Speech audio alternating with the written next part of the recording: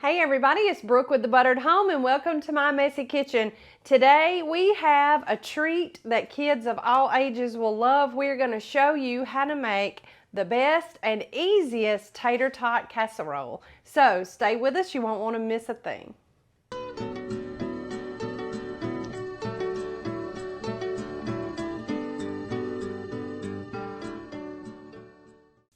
All right, we're going to get this tater tot casserole party started with 1 pound of lean ground beef. We've just got that in our skillet, breaking it up a little bit to get it to brown. We're going to add some really flavorful seasonings to it to illustrate how you can get a ton of flavor with dried seasoning. So we're going to start off with about a teaspoon or half a teaspoon of salt right here. We're not going to add it all to begin with. And then about just a little pepper, because I add more pepper than the recipe calls for, but we really like pepper. We like peppery gravy, and this kind of makes a gravy in the casserole, so we add a little bit more. But that was probably about a quarter of a teaspoon there. We're going to mix that up and work on getting the meat browned.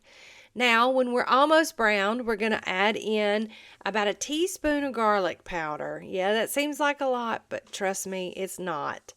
Garlic powder, not garlic salt. And onion powder. We're going to add about in a half a teaspoon of that.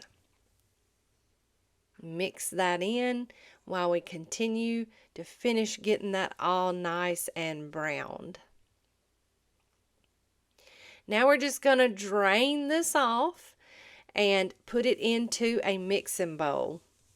Now it's time to put together the casserole components. And to that cooked meat, we're going to add in 3/4 cup of sour cream, my favorite condiment. 1 can of light and low sodium cream of mushroom soup. Follow your heart here on that one too. Just trying to watch it make this a little bit better. Then we're going to add in 1/2 cup of milk to help kind of thin that soup out because the sour cream is just not quite enough. It's still a little creamy itself too. We're going to give that a good mix and get that all combined really, really well. Now to that, we're going to add a little more pepper. Y'all know me. Y'all know I love my pepper. So we're going to get that pepper mixed in just to make sure that it's nice and flavorful. 1 can of drained whole kernel sweet yellow corn for texture, a nice pop of sweet, and I don't know, corn and just tater tots. They just go together, don't they? Get that mixed up all together. Now we add that to an 8.5 by 11 baking dish that we've lightly sprayed with cooking spray. Our oven is preheated to 375 degrees. Now we are about to top that with 1 cup of shredded cheddar cheese just to make a nice cheese layer. So here comes the cheese. Feel free to grate your own, but we were in a pinch for time, so we use this pre-shredded cheddar cheese. And it doesn't have to be perfect. This is going to be covered, so just get it to where you have a bite of cheese in every serving for your casserole.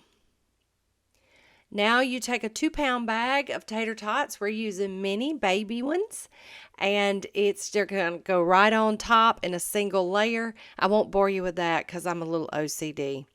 But this will go into a 375-degree oven for 45 minutes or until the tater tots are nice and browned and the casserole is bubbly. So stand by.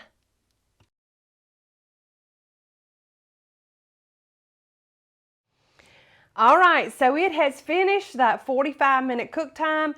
Our tater tots are nice and golden brown, and it all smells wonderful. This is a great recipe that illustrates how easily you can add flavor by adding dried spices. So let's scoop some up and give it a try. And it just stays together. It's not real wet. You don't have a lot of gravy in here. It all just comes together and is cheesy and creamy and wonderful. So now it's hot, but let's give it a taste.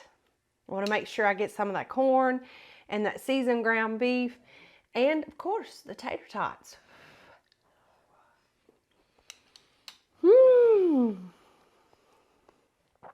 That's so good. That's like a weeknight meal in one pan.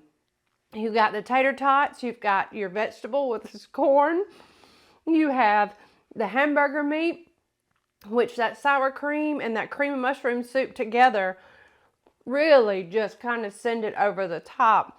And don't make it so casserole-y. It's more homey than anything else. And those dried seasonings, perfect. No need to add a packet of this or a packet of that. Chances are you have every bit of this right in your own pantry or freezer right now. So this fun casserole is not only fun to make, but it's also a lot of fun to eat. We hope that you'll try it and love it as much as we do. It can be found over at thebutteredhome.com. Nice printable recipe with room in the margins so that you can make this recipe your own, and that's what we hope that you'll do.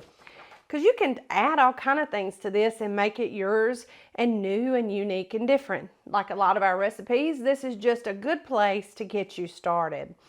Also, if you're not already, make sure you're following us on all of our social channels. We have a really good time and we want you with us no matter where we are.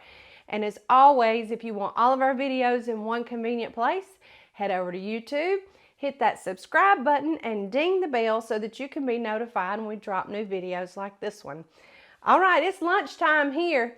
Time to eat. Let me call everybody in, and y'all have a wonderful week. And as always, from the buttered home to your home, we sure love y'all. Bye.